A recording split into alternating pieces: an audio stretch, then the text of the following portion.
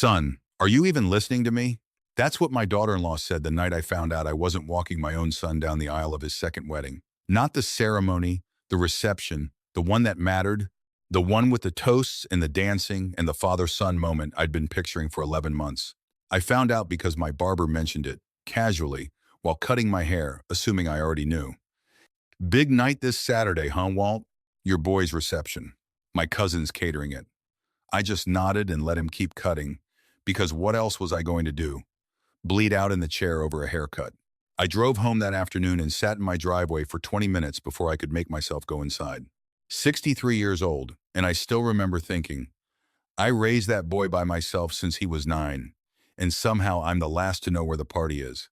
My name is Walter Coyle, and I live outside Spokane, Washington, in the same house I bought back when I was still climbing telephone poles for the power company. 31 years I did that job. Lineman work, they called it. The kind of work where you learn early that gravity doesn't care how tired you are, and neither does the weather. I've got 2 fingers that don't bend right anymore from a fall in an ice storm back in 2004. I've got a hip that clicks when it rains. But none of that ever kept me from getting up and going to work, because I had a son to raise, and after his mother left when he was 9 years old, just left, no explanation, a note on the kitchen table, and a car that wasn't in the driveway anymore. There wasn't anybody else to do it. His name is Dean. I want to be clear, I'm proud of that boy. I coached his little league team even after 12-hour shifts left me barely able to stand behind home plate. I learned how to braid nothing, because thank God I only had a son, but I learned how to do everything else. Cook dinner that wasn't just cereal, help with algebra. I'd forgotten the second I graduated high school. Sit in the school counselor's office more than once because a boy without a mother acts out in ways people don't always understand. I never once made him feel like a burden, even on nights I was so tired I fell asleep sitting up in the recliner, still wearing my work boots. Dean grew up, went to a community college, then transferred and got himself an actual degree in supply chain management, whatever that means exactly. But it pays well, and I was so damn proud the day he walked at graduation that I cried in the parking lot afterward where nobody could see me. He got married young to a girl named Priya, and that marriage lasted about 4 years before it fell apart over reasons that were mostly nobody's business but theirs. I never took sides. I like Priya. I still send her a Christmas card if I'm honest, which Dean doesn't know. About 3 years ago, Dean met a woman named Kristen, and around that same time, his car got repossessed, long story. Mostly bad luck stacked on bad decisions, and he called me one night sounding about as low as I'd ever heard him. Told me he was going to lose his apartment too if he couldn't make the next 2 months. I told him I'd help, temporarily. That word again, temporarily. I want you to understand something about men like me. We don't say no to our kids when they're drowning. It's not in us. So I started sending Dean $400 a month, sometimes $600 when things got tight for him, and I kept doing it because he kept telling me things were about to turn around. New job coming, promotion coming, Kristen's business idea coming together. There was always something coming, and I believed him because I wanted to. And because that's what fathers do, we believe our children even when the math stops adding up. 3 years, almost $18,000. Though I didn't do that math until later, and when I finally did, it about knocked the wind out of me sitting right there at my own kitchen table. Dean and Kristen got engaged last spring. I was there for that, at least a backyard barbecue, nothing fancy. And I remember feeling relieved because I thought, good, now things are stabilizing. Now he's building something real. The wedding itself was small, courthouse style, just the 2 of them and a witness, which Dean explained by saying, "We didn't want to make a big thing out of it, Dad. We just wanted to be married." I understood that. I even respected it. My own wedding to Dean's mother had been small too, back before everything went the way it went. But then came the reception, the big celebration. 6 months later, once Kristen's family could all fly in from Ohio and Georgia and wherever else they were scattered. A real party. A hall rented out. A DJ. The kind of night where a father gets pulled onto the dance floor and everybody claps. I heard about it from my barber on a Tuesday. The party was that Saturday. I called Dean that evening, sitting in my truck in the driveway because I couldn't make myself walk inside yet. He answered on the 4th ring, and I could hear music behind him, like he was already somewhere getting ready for something. "Dean," I said, "Frank at the barber shop tells me there's a reception this weekend." Long pause. Then, quieter. "Yeah, Saturday. Was I invited? Another pause. Longer this time.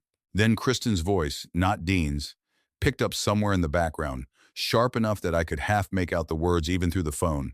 Just tell him. And then Dean again, sounding like a man reading off a cue card someone else wrote. Dad, it's mostly Kristen's side. Her family's flying in special. We didn't think you'd want to sit through a bunch of people you don't know. I sat there in my truck with the engine ticking as it cooled. Dean, I've known you 60. I've known you your whole life. I've been to every recital, every game, every graduation. You think I don't want to be there when you celebrate your marriage? It's not that deep, Dad. Not that deep, I laughed. And it wasn't a real laugh. It was the kind that comes out of you when something hurts too much to just sit there quiet. Not that deep, I repeated. Son, are you even listening to me? Kristen's voice again, closer to the phone now, clearly not talking to me, talking to Dean. Annoyed he was even having this conversation, like I was an inconvenience, interrupting whatever they were doing to get ready. I heard Dean sigh, and then he said the words that landed harder than anything. Dad, please don't make this a whole thing. Don't make this a whole thing. As if 31 years of climbing poles in the rain to keep a roof over that boy's head was nothing. As if $18,000 in temporary help was nothing. As if I was the one being unreasonable for wanting to watch my only child celebrate the one thing I'd hoped for, since his mother left, that he'd find a life, a real one, with somebody who'd stay. I told him I understood, even though I didn't, and I hung up before my voice could crack over the phone. I sat in that driveway a long while, 63 years old, and I felt about 9 myself, which is a strange, terrible thing for a grown man to feel. That night I didn't sleep much. Around 2 in the morning I got up, made coffee I didn't need, and opened my laptop. I thought about Reno first, then changed my mind. Then I thought about someplace with actual water, someplace that didn't remind me of anything. I ended up booking 4 nights in Sedona, Arizona, Red Rocks, quiet trails, the kind of place where a man can walk for miles and not run into a single person who needs anything from him. I'd never been anywhere like that in my life. 31 years of lineman work doesn't leave much room, or money, for vacations that aren't really about anybody but yourself. Saturday night, while Dean and Kristen were somewhere in Spokane getting toasted and photographed and danced with by people flown in special from Ohio, I was sitting on a rock outside my rental cabin watching the sky over the desert turn the color of a bruise-healing purple, then orange, then that deep blue that comes right before full dark. Nobody called. Nobody needed anything. For the first time in longer than I could remember, my phone just sat there quiet in my jacket pocket, and I let it. I sat out there a long time that first night, and I asked myself something I probably should have asked 20 years earlier. What happens if I just stop? Not stop loving him, you can't stop that. Not really, not with your own child, but stop being the answer to every single question he never even had to ask out loud, because he already knew Dad would handle it. What would happen if, just once, nobody was rescued?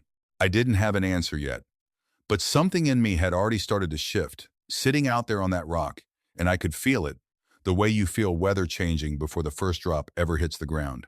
The days in Sedona passed slow and easy. I hiked more than I had in years, my hip complaining the whole way, but I didn't care. I met a fellow up there, retired Army, named Gerald, must have been near 80, walking with 2 poles like a man half his age, trying to keep up with him instead of the other way around. We got to talking on a trailhead one morning, the way older men do. Not much small talk, just getting right down to it. You out here alone? He asked. My son had a party this weekend. Wasn't invited. Gerald didn't say anything for a bit, just kept walking, boots crunching red dust. Then, that's a hell of a thing. Yeah, I said. It is. He stopped, leaned on one of his poles, looked out at the rock formations like they had an answer written on them somewhere. I'll tell you something I learned a long time ago. After my second tour, he said, people show you exactly how much you're worth to them. The mistake is thinking you get to argue with the math. I didn't say anything back, but I thought about that the rest of the hike, and honestly, the rest of that trip. I wasn't angry yet. Not really. Not the way you'd think. Mostly I just felt like something had gone sideways somewhere along the way. Some slow drift I hadn't noticed happening while I was too busy sending money and believing promises. Dean and I used to talk about everything. Now we talked about rent. When exactly had that happen?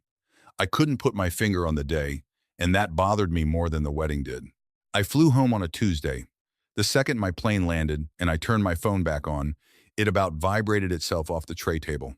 11 missed calls, 9 texts, all from Dean, a couple from Kristen too, which was new. She never texted me directly. Dad, call me, it's important. Dad, seriously. The card got declined at the venue for the balance we still owe them. Dad, we need to talk about this today. I sat right there in the Spokane airport terminal and read through every single one of them twice. Not one asked how my trip was. Not one mentioned the reception at all, what it was like, whether it went well. Just the money. The balance owed to the venue, my son's second wedding celebration, and the only thing anybody wanted from me once I turned my phone back on was whether I could cover what they'd overspent. I didn't call back that day. I drove home, unpacked my bag, made myself dinner, and sat with it. That evening, I pulled out an old accordion folder I keep in the hall closet, the kind with all the little tabs, and I went through 3 years of bank statements. 400 here, 600 there, month after month, the numbers stacking up like snow. Nobody bothers shoveling until it's waist deep. By the time I added it all the way up, sitting there at my kitchen table with a calculator and reading glasses pushed up on my forehead, the total came to just over $17,800. $17,800 of temporary. Dean called again the next morning. I let it ring twice before I picked up. Finally, he said, and there wasn't a hello in it, wasn't a how was Arizona, just relief. The kind of relief you'd have if a vending machine that'd been broken suddenly started working again. Morning, Dean. Dad, the venue's still holding $4,000 of the deposit hostage because Kristen's dad's card got declined. And look, it's complicated, but we need it by Friday or they're going to send it to collections. I sat there quiet a second. Dad, did you hear me? I heard you. So can you send it? Not could you, not would you. Just, so can you send it? Like I was a line item in a budget he'd already balanced in his head before he even called. Dean, I said, when did this become something you assume I'll cover? What are you talking about? You've always helped. There it was. Not gratitude, expectation. I could hear it plain as day now, the way you can hear a bad note in a song once somebody points it out to you and you can never not hear it again. It was supposed to be temporary, I said. Dad, this isn't the time to get into all that. Actually, I said, I think it might be exactly the time. I could hear Kristen somewhere behind him, her voice low and irritated. And then Dean, his voice dropping too, saying something like, can we just handle the venue thing first and talk about the rest later? And that told me everything I needed to know because the money mattered more than the conversation. The relationship could wait, the bill couldn't. I hung up not long after that, and I didn't call back. I sat at my kitchen table with that accordion folder still spread out in front of me. $17,800 looking back up at me in blue ink.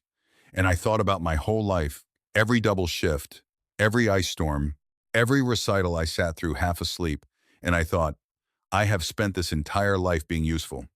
And somewhere along the way, useful became the whole entire deal. Nobody was asking for their father anymore. They were asking for their ATM. That night I sent one text. I read it over twice before I hit send. Didn't I tell you 3 years ago that help was temporary, not permanent? I meant it then. I mean it now. The response came back inside of a minute. Dad, are you serious right now? This is because you weren't at the reception, isn't it? Unbelievable. I set the phone face down on the table and, for the first time maybe in my whole life, I didn't rush to fix anything. Didn't call back with an apology. Didn't transfer a dime. I just sat there in my own quiet kitchen, and something that had been sitting on my chest for 30 years, maybe longer, got just a little lighter. The days after that were quiet in a way I wasn't used to. Not peaceful exactly, not yet, just quiet. The calls stopped coming every hour. I kept waiting to feel guilty, the way you're supposed to, the way every father's supposed to feel when he stops rescuing his own kid. But the guilt never showed up. What showed up instead was something closer to clarity, the kind that only seems to arrive once you're old enough to recognize a pattern you've been living inside of for years without ever stepping back to look at it whole. About a week later, Dean showed up at my house without calling first.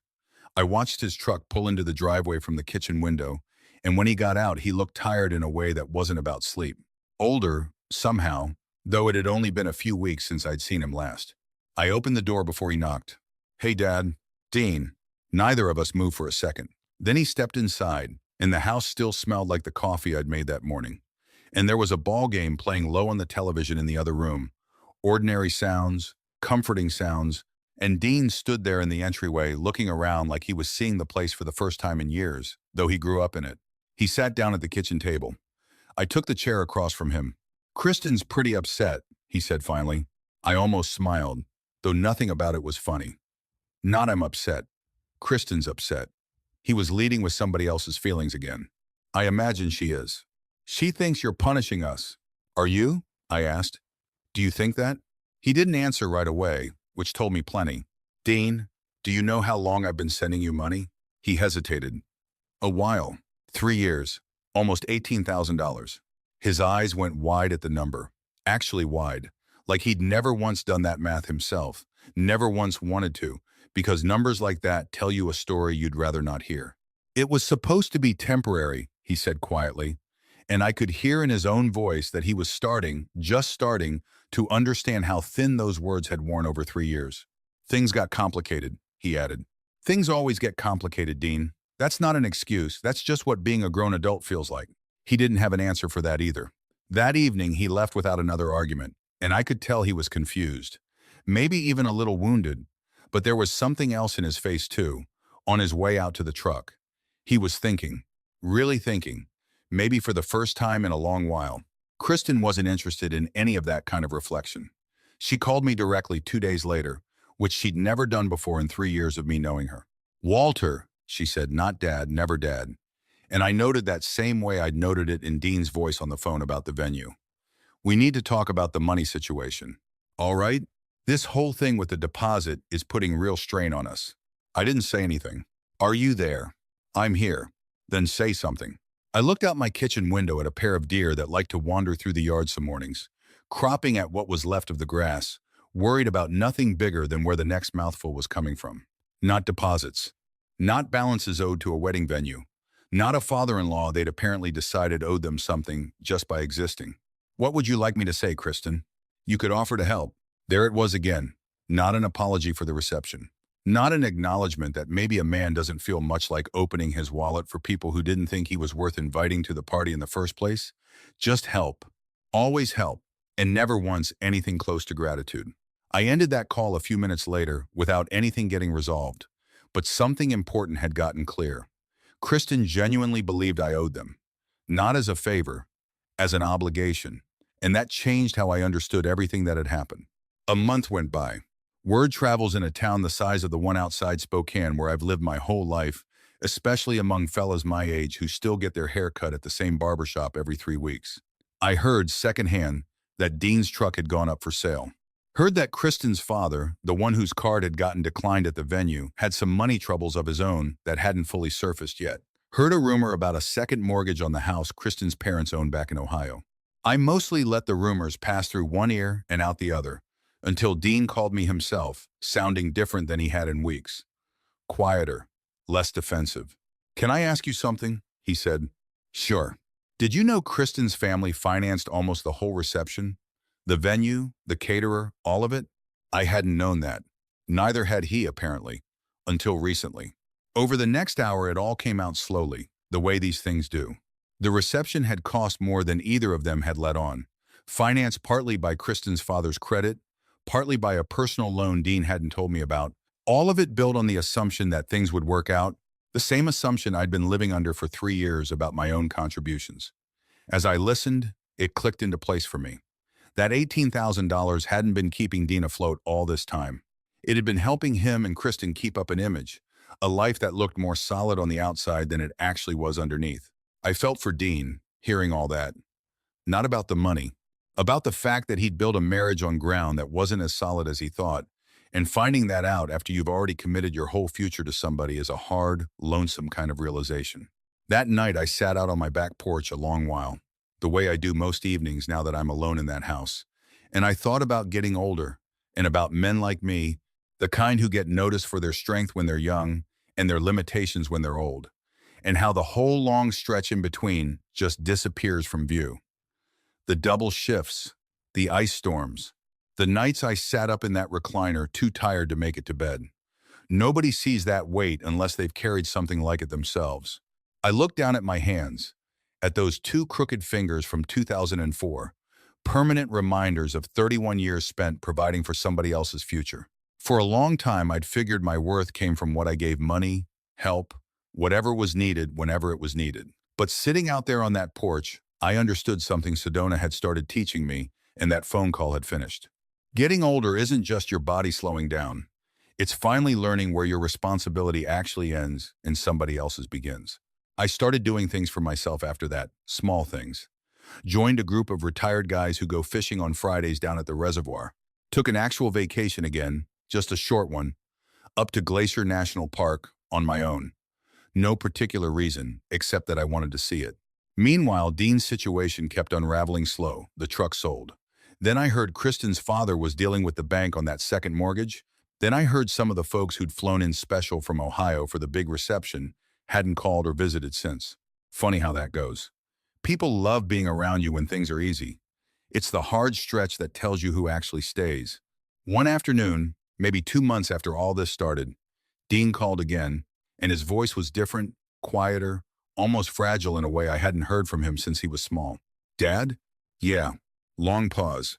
"Can we talk?" "Just talk, not about money." And for the first time since that phone call in my truck outside the house, I heard something in his voice that wasn't about a balance owed or a favor needed. I heard my son, just my son, a little lost, a little scared, starting to understand something. We agreed to meet that Saturday. He offered to buy me lunch somewhere.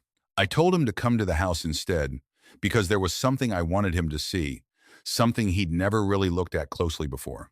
That morning I got up early, made coffee, and went into the hall closet where I keep 3 plastic totes I hadn't opened in years. By the time Dean got there, I had photographs spread across the whole kitchen table, some faded, some with the corners bent soft from handling, going back further than he probably remembered existing. "What's all this?" he asked, standing in the doorway. "Sit down." He sat. I picked up the first picture, Dean at maybe 7 years old, gap-toothed, holding up a rainbow trout nearly as long as his own arm, grinning like it was the greatest day of his life. "You remember this?" He smiled, soft. "Priest Lake." "That's right." I handed him another. His middle school graduation, me standing off to the side in my one good jacket. Then another, his first car, a beat-up Civic I'd helped him buy, with money I didn't really have to spare. Then his actual college graduation, me in the crowd crying where I thought nobody could see. The smile slowly went off his face. Not because the memories hurt, but because he was noticing something. Someone, me, in almost every photograph, standing just off to the side, never front and center. Just there. Always there. "You kept all these?" "Of course I did." Then I reached into the second tote and pulled out a thick stack of old paper. Receipts, bills, records, the kind of thing most people throw straight in the trash. His face went confused. "What's that?" "Part of your story, Dean." I handed him a receipt from nearly 20 years back, Little League registration fees. Then another, an emergency room bill from the year he broke his wrist skateboarding. Then community college tuition. Then car repairs. Then, near the bottom of the stack, 3 years worth of bank transfer confirmations, 400 here, 600 there, printed out and stapled together by month. I wasn't trying to shame him. I wasn't trying to prove any point except one, that parents carry things quietly for decades, and it's easy for a child, even a grown one, to never really see the weight of it, because that's exactly what a good parent is trying to accomplish. We want our kids to feel safe, and feeling safe usually means the sacrifice stays hidden. Dean sat there going through page after page, and I watched his eyes get wetter with every one, until finally he set the stack down and just said, "Quiet." "I didn't know." "I know," I said. "How could you? I never wanted you to." We sat together almost an hour going through pieces of a whole life. No arguing, no defending, just looking at the truth laid out flat on a kitchen table. Eventually he broke down, right there, and said he was sorry not just for the reception, but for 3 years of assuming. 3 years of never once asking what it cost me to keep saying yes. "Dad," he said, and this part I'll never forget, "I treated you like a bank account instead of a father." The kitchen went quiet after that. It was a hard thing to hear, but it was true, and true things are usually where healing actually starts. He told me some things that day I hadn't known, that the marriage had been strained for a while already, longer than I'd realized. That Kristen's family's financial trouble ran deeper than the reception itself. That Kristen tended to point blame outward at everybody but herself, the bank, the venue, her own father. Dean, me, anybody except the one person actually steering the ship. A few weeks after that conversation, things came apart the rest of the way. Kristen found out Dean had been coming by my place regularly, talking things through, and she didn't take it well. They had the worst fight of their marriage over it, and though they didn't separate that same week, something underneath the whole thing had already cracked for good. About a month later, an envelope showed up in my mailbox. No return address. Dean's handwriting on the front. Inside was a letter, 3 pages, and I still keep it folded in my desk drawer. He apologized not just for the reception, but for years of taking without noticing, years of assuming there'd always be more where the last transfer came from. One line in that letter I must have read 20 times. You spent your whole life making sure I never felt like I was alone in this world, and somehow I ended up making you feel that way instead. I cried reading that, not from sadness, from relief. Because for the first time and longer than I could say, I felt like somebody actually saw me. It didn't fix everything overnight. Wounds build up over years, don't close up over a weekend. But something had shifted, and it kept shifting, slow and steady, the way real change does. Dean and Kristen's marriage didn't survive the year. The separation became official about 7 months after that day at my kitchen table. Neither of us celebrated it. Divorce isn't a victory for anybody. It's just the bill finally coming due on choices made a long time before. Dean moved into a smaller place, sold some things he didn't need, started actually budgeting for the first time in his adult life. Slow changes, not dramatic, but real. And real matters more than dramatic ever does. One evening, a while later, he came over and we grilled out in the backyard, just the two of us, simple as anything, the way it used to be before any of this happened. I used to think you had everything figured out, he said, shaking his head, laughing a little. I nearly choked on my burger. Me? Yeah. Dean. I've been making it up as I go for 63 years. That got him laughing for real, and then he got quiet again. I think I understand something now, he said. When Mom left, you never once let me see how hard it actually was. That surprised me hearing him say it out loud, because it was true. I'd hidden all of it, the fear, the exhaustion, the nights I didn't know how we'd make rent, the loneliness of raising a boy alone in a house that used to have 2 people in it. Parents do that. We stand in front of the storm so our kids never have to feel it. I thought things were easier than they really were, he said. I know. And because of that, I never understood what it cost you. Neither of us said anything for a minute. Then I reached over and put my hand on his shoulder. You understand now? And he did. Not all the way, nobody ever does completely, but enough. More than enough. That following spring, Dean invited me to a small gathering at his sister-in-law's place. Well, former sister-in-law, I suppose, though the family had grown fond enough of me over the years that the invitation still came. Nothing formal, just a cookout at somebody's house. When I got there, I noticed a folding chair set up right beside where Dean was standing, empty, clearly waiting. Dad, he said, waving me over. Your seat's right here. Such a small thing, a folding chair. Most people wouldn't think twice about it. But a man my age understands that respect shows up in small places, a saved seat, a remembered birthday, a phone call that isn't about money. For a second, I couldn't say anything at all, because a year before, I hadn't even been invited to my own son's reception, and now here he was, saving me a place at his table without me having to ask. Later that evening, standing near the grill with a paper plate in his hand, he said something to me I'll carry the rest of my life. I used to think love was something you said out loud enough times that it counted, he told me. I understand now it's what you actually do, even when nobody's watching, even when nobody says thank you. Nobody around us said much of anything after that. I looked away for a second, because sometimes it's harder to take in somebody's gratitude than it ever was to take their anger. Watching him that evening, laughing with people, easy in a way I hadn't seen him in years, I understood something about the whole stretch of time I just lived through. It was never really about revenge. The missed reception, the money, the arguments that was only ever the surface of it. Underneath, it was about boundaries and about a man finally understanding that love and being useful aren't the same thing, no matter how long you've told yourself they are. For years, I believed a good father said yes to everything, every single time, no matter the cost to himself. But sometimes the most loving thing you can do for your own child is step back far enough that they finally have to stand on their own 2 feet, even if it means watching them stumble first. Life taught Dean that lesson, not me. Life usually does a better job of it than any father ever could. I don't carry any anger toward Kristen. if you're wondering. Her choices built her own road, same as mine built mine. That's how it tends to work out in the end, not through punishment, just through consequences, quiet and patient, arriving whether you're watching for them or not. Dean and I aren't perfect, not even close. No family ever is. But we're honest with each other now. And after everything, honest feels like more than I ever thought I'd get back. If there's one thing this whole year taught me, it's that you should never measure what you're worth by how useful you are to somebody else. That's not where your value comes from. It comes from who you actually are underneath all the giving. And if the only time somebody notices you is when they need something, that's not a reflection of you. That's a reflection of them.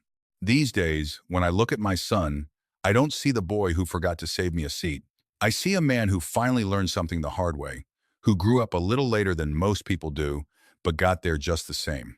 And honestly, that's about all any father can really hope for. If any part of this reminded you of your own father, or your own mother, or anybody who spent years quietly carrying weight so you never had to feel it, call them. Tell them what they meant to you while you've still got the chance. Don't let regret be the thing that finally teaches you.